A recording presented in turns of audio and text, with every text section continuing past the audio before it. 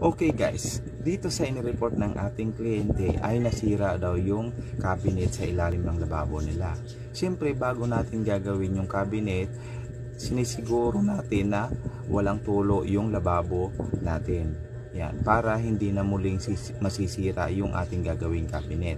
Ayan, nung sinukat na natin yung cabinet ay nakuha natin yung estimate ng materials na gagamitin dito.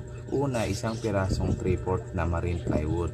Then yung panglisto niya na 1/2 by 1. Yan, yung mga panggilid niya. Yan.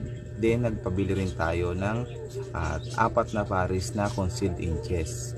Then 2 by 3 na kahoy. Yun ang gagawin nating frame.